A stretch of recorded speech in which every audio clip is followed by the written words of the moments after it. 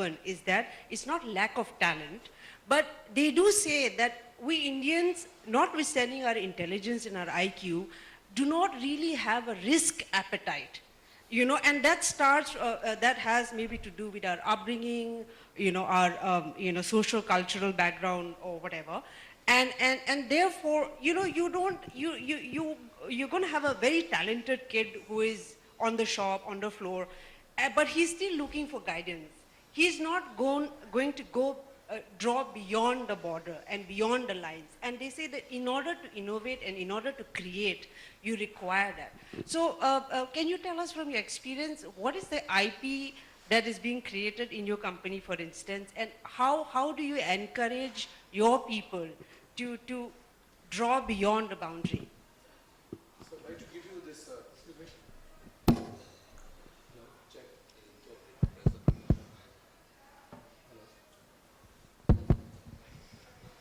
Thank you for the question. It's a very valid question because we've thrown words like IP around it to you a long time in this session. So I'd like to answer this at 3 levels very quickly.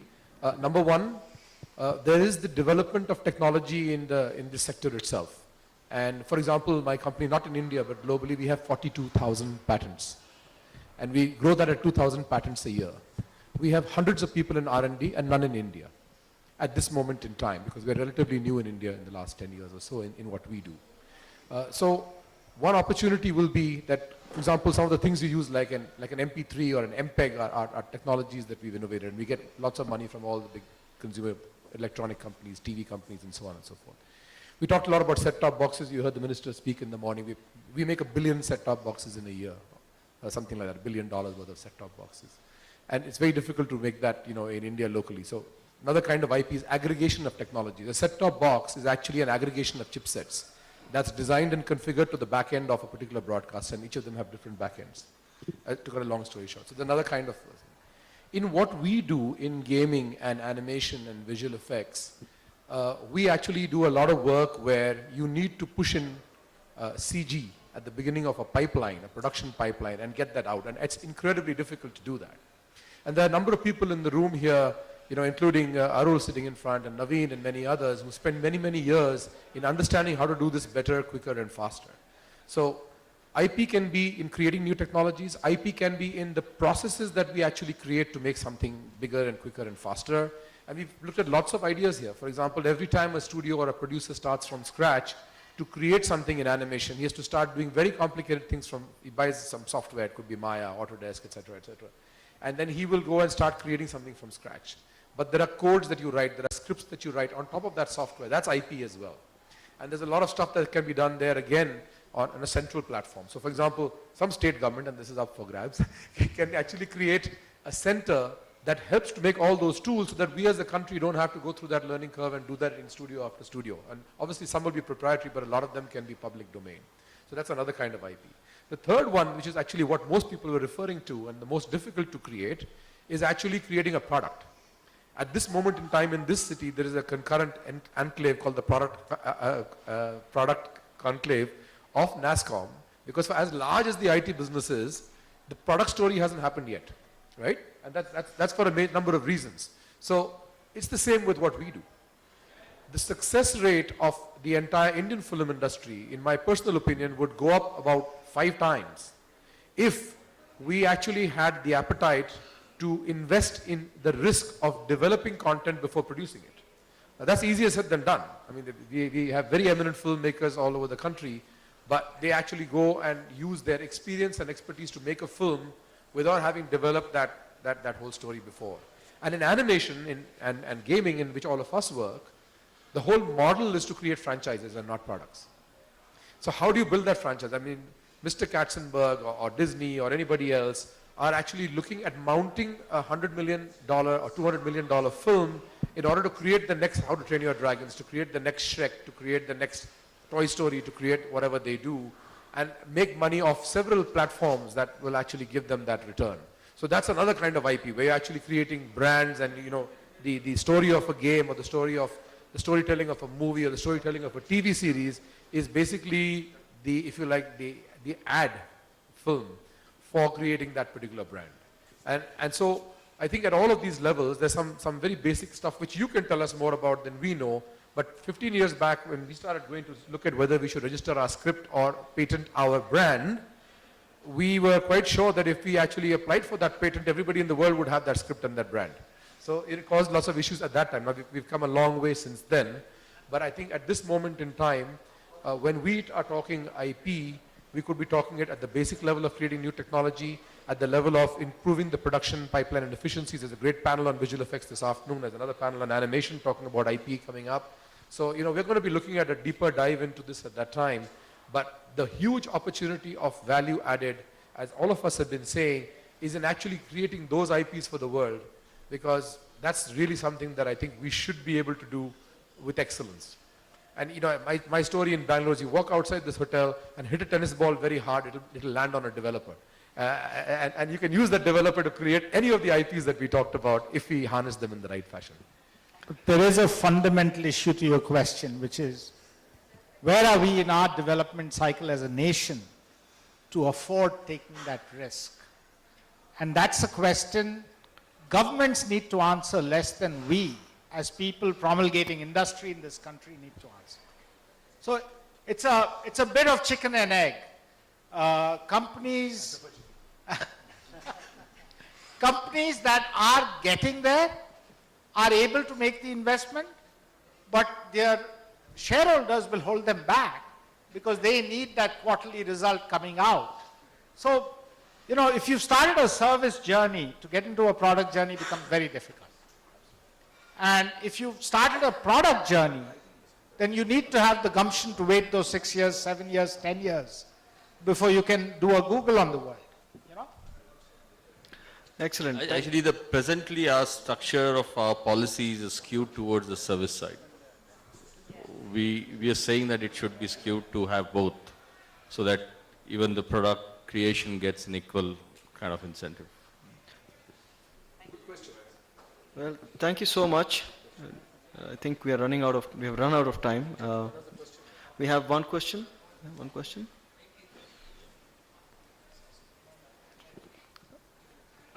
A very good afternoon to distinguished panelists. My name is Vedang Shah from Wellinger Institute of Management.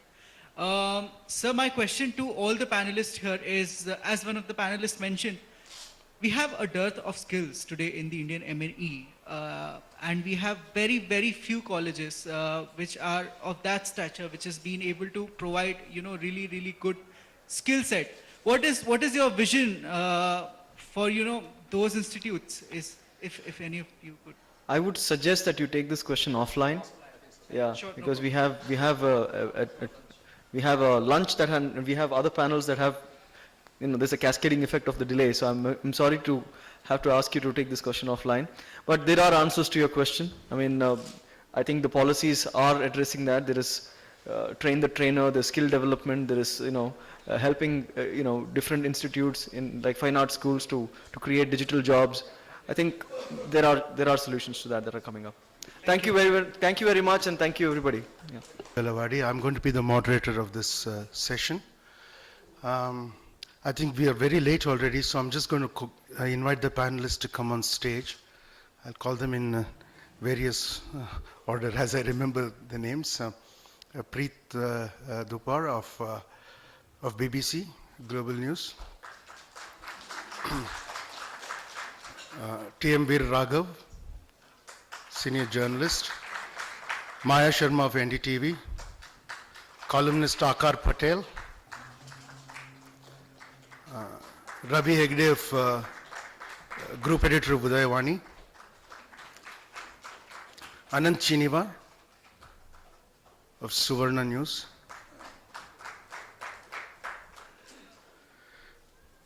This is already a power-packed panel. We were supposed to have had Suhasini Haidar as well, who is Foreign Affairs Editor of CNN IBN, but she's, I think the pressures in New Delhi have held her back. We are starting late, as I said, and we have, sorry? So Mr. Raghunath from IIM Bangalore, please. Yeah. No, I didn't. I think you must have been the last edition, so I'm sorry.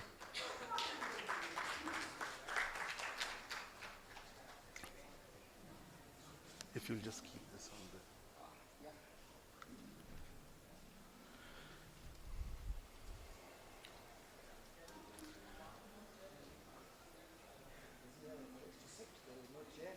No, we can get a chair. Please sit. No, that's not a problem. Somebody, I'll ask one of the volunteers to give me a chair. In the corner, please. In that corner.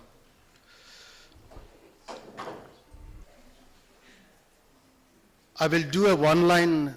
These are all eminent people who have great achievers in their own fields, and most of us here are journalists. And I'll do a one-line introduction of each speaker and suggest a topic that they speak on that we have already discussed before. You know, most of us write about business and revenue models and such, even if we don't understand it fully. But here we have Preet Dhupar, who comes from a strong finance, accounting, background. She's the chief operating officer in India of BBC Global News, and we will start with her. Everyone will speak for 2 or 3 minutes first, and then we can take a second round, and hopefully there'll be some time for maybe a couple of questions only, though. I'm requesting Preet Dhupar to talk about the present state of the art in the way our channels, our newspapers, all our publications, ownership, online media, the way global ownership, global distribution, content generation, content sharing happens in the world, and specifically in India, where are we headed? With this confusion about the new regimes, of administration. Thank you.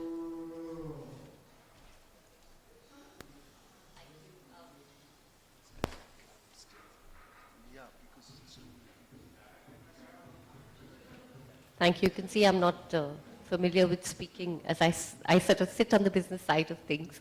I'm going to try and actually talk on some broad business issues here, because there is already a very esteemed panel of journalists sitting here to talk about content. Prakash also asked me to speak on the regulatory, regime.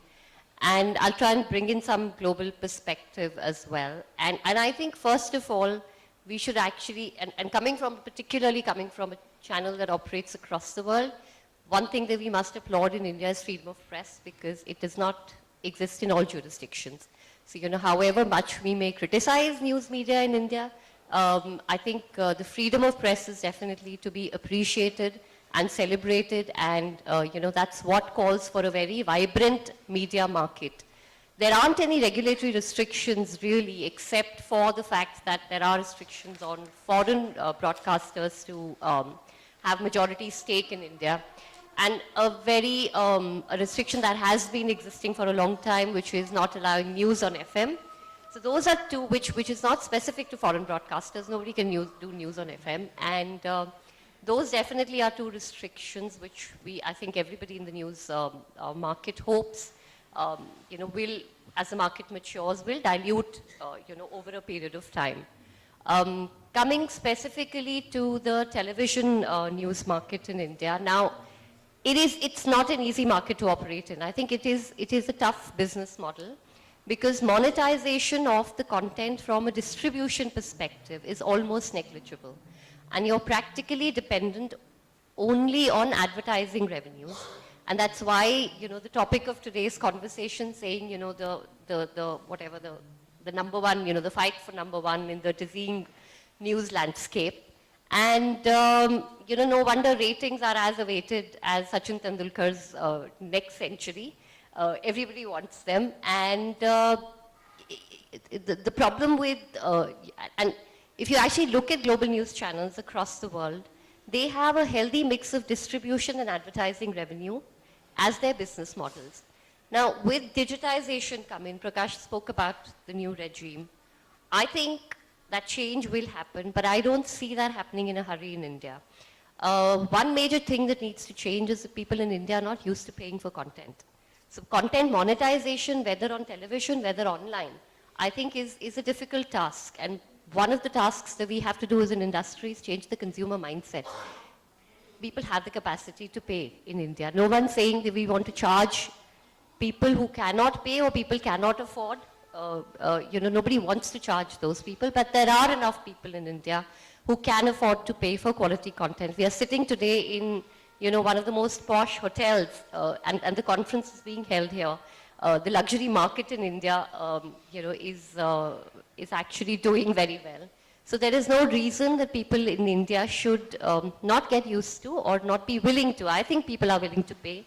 There's a bit of a political play here also in trying to, keep prices constant, and therefore you have TRAI actually putting restrictions on how much can somebody charge, cable operator charge a consumer, or how much can, X person charge Y person. And, those are things that that need to go away. But like I said, I don't see that happening, in a hurry. So we pretty much go back to sort of a square one where we are advertising led. So let's come back to everybody's favorite topic, which is audience measurement systems, which I'm sure you've all read, hot topic of debate, everywhere. The problem is that news, even if you put it into two segments, you have regional news, you have English news, you have business news, you have Hindi news, it caters to such a diverse range of audiences. So even if you pick up, let's say, English news, every news service provider will have their set of audiences. There will be something unique that every news service provider is doing, and each of them will have their set of audiences, and it is possible to target those audiences, and therefore provide sort of a specific kind of target audience to the advertiser, but our audience measurement systems don't actually cater to differentiated audiences at all. So we have this, if I may use a Hindi word here, a pot of khichdi where we put everything together, and someone's supposed to be number one out of that khichdi. It just cannot work, like that. That I think is completely unnecessary pressure on the news channels to constantly prove themselves, in this regime. So that's the challenge. And then if I look at the global markets, there are audience surveys that cater to differentiated segments. So I don't know if you've heard of Mendelssohn's affluent survey, and there's PAX. And while I'm talking about affluent surveys, those are sort of not the only ones. There are, let's say in the US market, a survey that deals with Spanish audiences. The point is at this stage in India, those kind of surveys do not find acceptance in the advertising community. So your trading currency is not, either a PAX or anything else. Your trading currency at the moment is pretty much limited to, what it is. And therefore we sort of create, this hodgepodge. So if you've got an environment here which already is a bit unsteady in terms of, audience measurement systems, add to that the one fact that you cannot ignore, and that is changing across the world, changing even more rapidly in India, is the way people consume news. Today, people want news when they want to see it, what they want to see, on the device that they want to see. Add that to the mix, and measurement becomes, a total confusion. How are you going to measure, across all the scenes? And I'm not saying that linear TV viewing will go down. It will not. In fact, TV viewing per se, with the number of devices increasing, will increase. And each of them complement each other. But the point is, how do you come up with a measurement system that actually measures all of these together? Even in advanced economies like the US, advanced media markets like the US, the industry is actually crying out for innovation in the audience measurement systems, because in today's date, the measurement systems that exist even in the US appear to be old-fashioned. Now you look at a market like India where, we've got a very young population. I call that, an online generation. I have a 14-year-old daughter who's constantly on an iPad, on an iPhone, and that's where they're consuming news. That's where they're consuming content, most of the time. And you just cannot ignore that plot at all. So I think when we're defining the number one, to define it only in the context of TV in today's date does not make sense. We do have an opportunity as an industry with Barb, which is the, who are trying to come up with the new audience measurement system, we do have the opportunity to actually catch up with the trends and ensure that those trends are incorporated in the way we look at our audiences. But it's going to be really hard work, and it's going to be even more confusing. But as I said, it's a vibrant industry. It's one of the reasons people join this industry and stay on forever, because change is a constant, and we've got to deal with that.